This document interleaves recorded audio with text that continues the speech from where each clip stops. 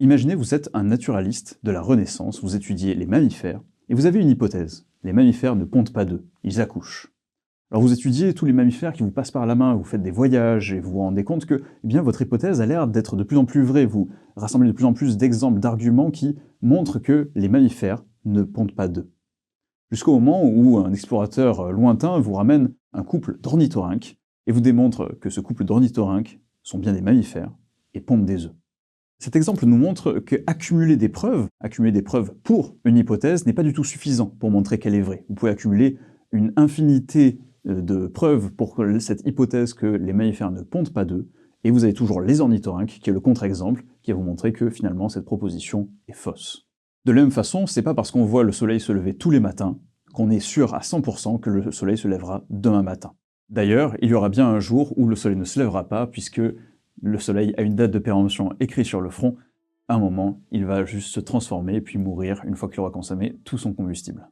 Ce que ces exemples posent comme question, c'est: y a-t-il une vérité fondamentale? Y a-t-il une vérité dans le monde? Est-ce que les mammifères pondent des œufs ou n'en pondent pas? Est-ce qu'il y aura un autre exemple qui permettra de chambouler les croyances que l'on a? Est-ce qu'il y a une vérité ultime à trouver?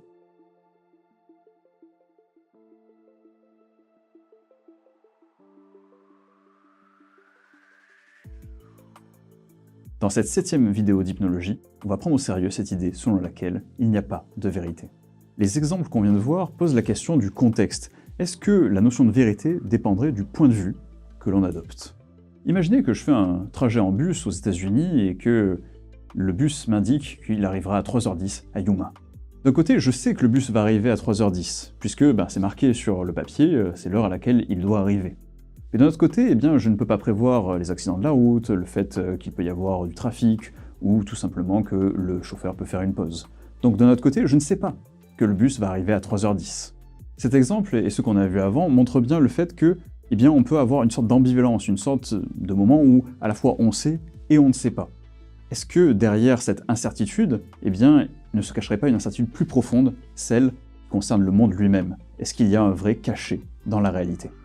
Avant de continuer dans cette vidéo, si vous êtes sensible à la déréalisation, si vous avez des problèmes avec la notion de réalité et que vous n'avez pas les deux pieds bien ancrés dans le sol, je vous conseille de passer cette vidéo directement, d'aller à la prochaine, puisqu'on va avoir tout un tas d'exemples qui peuvent être un peu perturbants pour certains. Mais sinon, pour les autres, continuons de ce pas vers la perception. La première chose dont on ne doute pas, c'est généralement sont nos sens, notre perception. Quand on voit un objet, on part du principe qu'il est là. Alors que il y a plein de cas dans lesquels notre perception nous trompe, et on le sait très bien. Les illusions, tout d'abord. Quand vous mettez un crayon dans un verre d'eau, vous voyez que ce crayon est cassé. Et pourtant, vous savez qu'il n'est pas cassé. Vous avez la croyance qu'il est toujours entier et qu'il est bien droit. Vous savez que c'est une illusion d'optique, et vous ne vous faites pas avoir par ce genre d'illusion-là. Mais vous savez qu'elles existent. Alors pourquoi cette illusion s'appliquerait dans ce cas-là? Pourquoi vous remettez en doute vos perceptions dans ce cas-là, et pas dans d'autres cas? Un deuxième exemple où nos perceptions sont trompeuses, c'est le cas où il n'y a pas vraiment de bonnes choses à voir.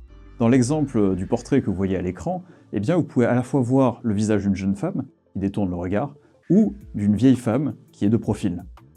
Il n'y a pas de vérité absolue, c'est un stimulus qui est ambigu, c'est une image qui peut être interprétée de deux façons différentes, et selon où vous portez votre attention, vous pouvez voir à la fois une jeune femme ou une vieille femme. Dans ce cas-là aussi, la perception est trompeuse dans le sens où ce que vous voyez a priori, la première chose que vous percevez n'est pas forcément ce qu'il y a à percevoir en définitive. Et votre perception peut alterner entre les deux interprétations sans jamais se stabiliser sur aucune des deux. Un troisième exemple que j'aimerais vous partager, c'est celui des sentiments. Que l'on prend généralement pour de la perception quand vous avez le sentiment que quelqu'un vous observe, vous percevez quelqu'un vous observer. Donc généralement, on sent ça quand la personne est dans son dos, quand la personne est dans le champ de vision, c'est plutôt évident. Mais quand vous êtes par exemple dans un bus et que vous sentez comme une sorte de pression sur la nuque et que vous sentez quelqu'un vous observe, généralement vous pouvez tourner le regard et voir si quelqu'un vous observe ou pas. Et ce dont on se rend compte, c'est que malgré le fait d'avoir ce sentiment-là, il n'est pas infaillible. En réalité, on se rend compte qu'on ne fait pas vraiment mieux que le hasard. C'est-à-dire que dans plein de cas, en fait, on a cette perception et on se trompe. Donc si on ne peut pas faire confiance à notre perception dans le cas des illusions, dans le cas des perceptions ambiguës ou dans le cas de nos sentiments, ça pose la question de pourquoi, dans la plupart des situations, nos perceptions sont prises comme telles, comme si elles étaient vraies en soi. En fait, la perception est complètement influencée par tout un tas de facteurs, notamment les attentes que vous avez peut-être pu voir dans des conférences que nous avons présentées sur cette chaîne dans Hypnologie. Par exemple, quand vous voyez une scène, l'expérience que vous faites de cette scène est complètement reconstruite. En réalité, ce que voit votre œil, ce que vous voyez à l'écran, c'est une vision complètement floue, déformée, avec des couleurs qui manquent, des ombres de vaisseaux sanguins qui sont présentes, et une tache aveugle. Ça, c'est ce que voit votre œil, mais ce n'est pas ce que vous voyez vous. Et en fait, de manière encore plus basique, votre œil voit une image qui est renversée, et votre cerveau la met à l'endroit. D'ailleurs, pour la petite anecdote, si vous portez des lunettes qui renversent l'image, en les portant pendant quelques dizaines de minutes, votre cerveau va faire lui-même l'inversion de l'image et va remettre le monde à l'endroit. Et c'est à ce moment-là qu'on se rend compte que ce que l'on perçoit, notre vision du monde, est complètement reconstituée par notre cerveau et n'est pas native, ce n'est pas la lumière qui arrive sur notre œil. Ce mécanisme qui permet de reconstituer la perception à partir des attentes, eh bien c'est très utile au jour le jour. Par exemple, quand vous lisez de l'écriture manuscrite, eh bien, les différents symboles qui constituent cette écriture peuvent être ambigus, peuvent avoir plusieurs sens. Le fait que vous connaissez les mots, que vous connaissez quelles lettres peuvent être à côté de quelles autres, eh bien ça vous permet de lever cette ambiguïté-là, ça vous permet de repérer que telle lettre est un L et non pas un O. Il y a donc de bonnes raisons de douter de la perception, en tout cas de douter de la perception comme un absolu qui nous permettrait d'atteindre le vrai. Mais qu'en est-il du raisonnement, puisque dans le cas de l'illusion, eh bien c'est le raisonnement qui nous permet de savoir que le crayon ne s'est pas cassé quand on l'a plongé dans l'eau. Est-ce que le raisonnement est également quelque chose de faillible, ou est-ce que c'est quelque chose qui nous permet de toucher au vrai? Pour répondre à cette question, j'aimerais vous raconter une petite histoire. L'histoire d'Achille et de la tortue. Achille est un héros grec. Il est plus rapide que le vent, il est extrêmement fort et doué aux compétences athlétiques. La tortue, eh ben, c'est une tortue.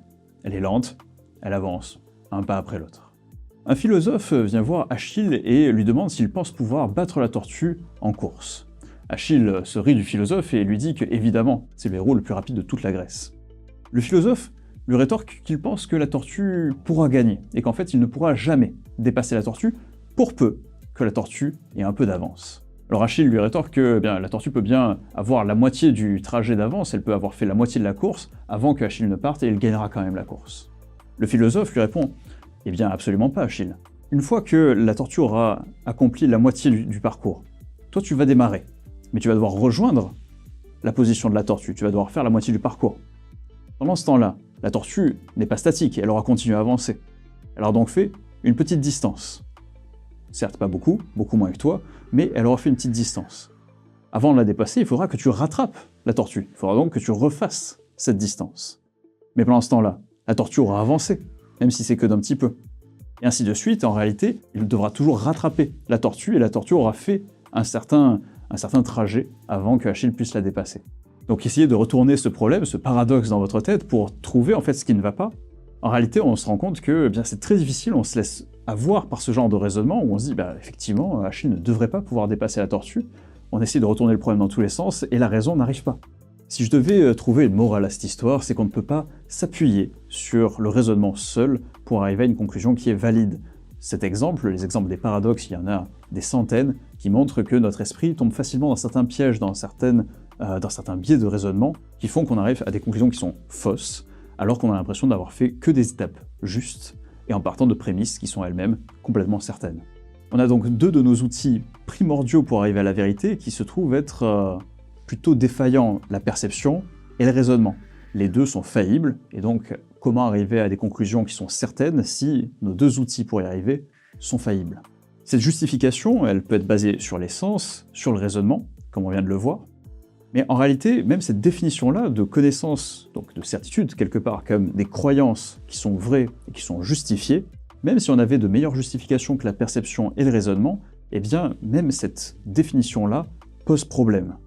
Pour vous faire comprendre pourquoi cette définition-là de connaissance est faillible, j'aimerais vous donner une petite fable par Dharmottara, un philosophe indien du 8e siècle. Imaginez un voyageur qui, le long de son parcours, voit une traînée de fumée qui s'élève d'un bosquet où il ne peut pas voir l'origine de cette fumée-là. Et il se dit, tiens, puisqu'il y a de la fumée, il doit y avoir un feu. Le voyageur qui a envie de se réchauffer, a envie de rencontrer de la compagnie, se dirige vers cette traînée de fumée pour rejoindre le feu. En arrivant, il se rend compte qu'il y a bel et bien un feu, mais que cette traînée de fumée n'en était pas une. En réalité, le feu brûle très bien et il n'émet pas de fumée, mais c'est une colonne de moustiques qui s'est rassemblée au-dessus du feu et de loin, on avait l'impression qu'il s'agissait d'un nuage de fumée. Cette personne-là savait-elle, au moment où elle se rapproche du feu, au moment où elle va vers le bosquet, qu'il y avait un feu dans le bosquet. Cette fable de Dharmotara, elle nous présente un problème qui est commun à tous les enfants de notre siècle dans les sociétés occidentales. Est-ce que les enfants savent que les cadeaux qui sont au pied du sapin le 25 décembre ont été apportés par le Père Noël? Ils croient au Père Noël, les cadeaux arrivent bel et bien, et ils ont une justification. Généralement, les parents leur disent que c'est le Père Noël qui les ont apportés, tout le monde joue le jeu, et ils ont donc une justification, sauf que cette justification est fausse. Il s'agit d'une manipulation, il s'agit d'une histoire qui est racontée. Donc si notre perception est faillible, si notre raisonnement est faillible, et si en fait même notre définition de connaissance, de vérité est faillible, comment sauver la vérité? Et c'est là qu'on va se reposer sur une œuvre collective, la science. Si une personne peut être trompée, que ce soit par ses sens, par son raisonnement, ou même par une justification qui serait déviante, par un coup de chance, par un coup de hasard qui fait qu'on a l'impression d'être justifié alors qu'on ne l'est pas, eh bien, c'est beaucoup plus difficile de parier que toute une population, que tout un ensemble de professionnels qui est dédié à la connaissance vont se tromper ensemble de la même façon.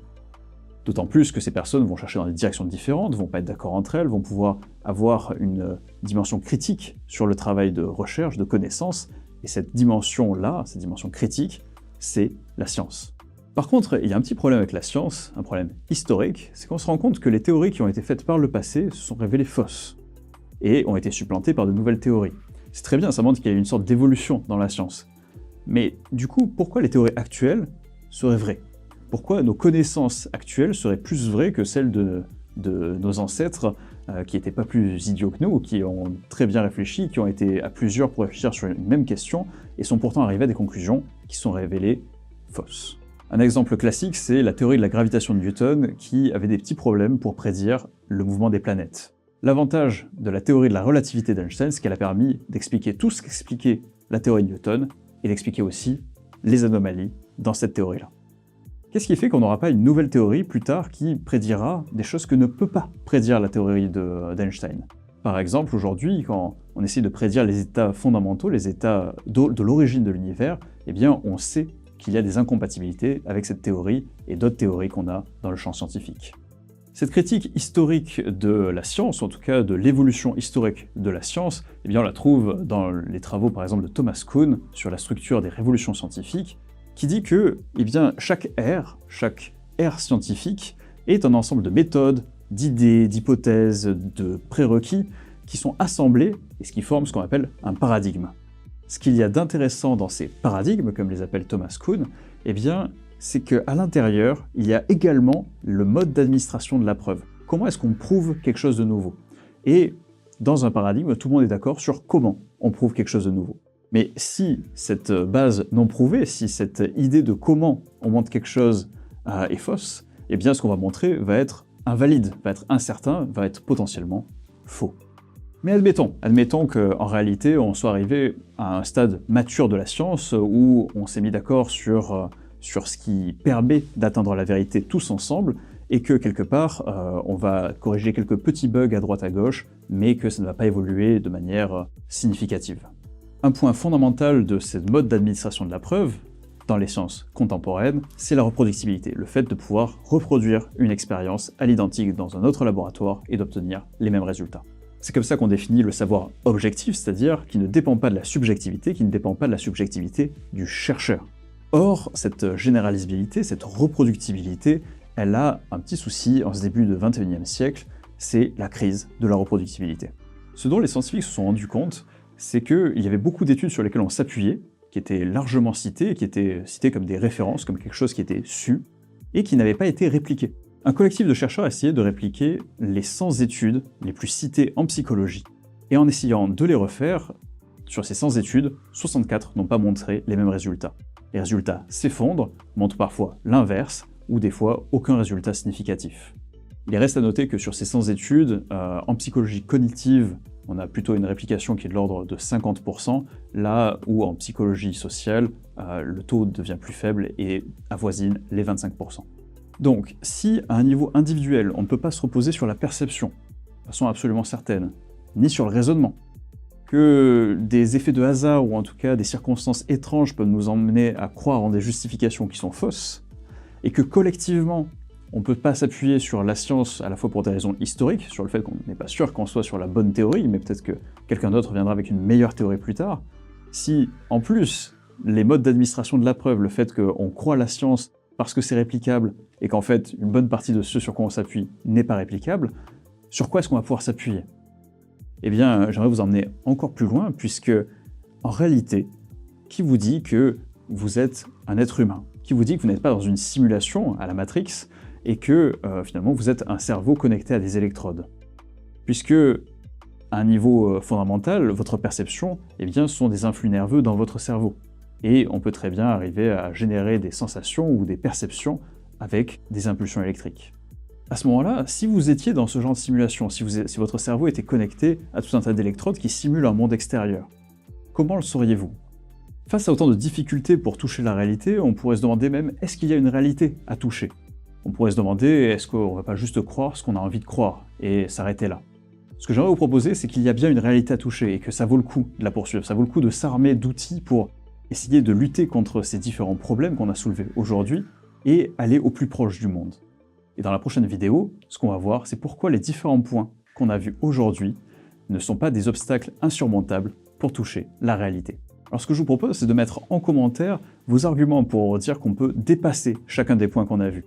Dites-nous un petit peu comment vous pensez pouvoir dépasser chacun des points, la perception, le raisonnement, le fait qu'il y a des coups de chance, et puis aussi cette œuvre collective qu'est la science, pourquoi les arguments que j'ai donnés ne tiennent pas. Et on se retrouve dans la prochaine vidéo pour en discuter.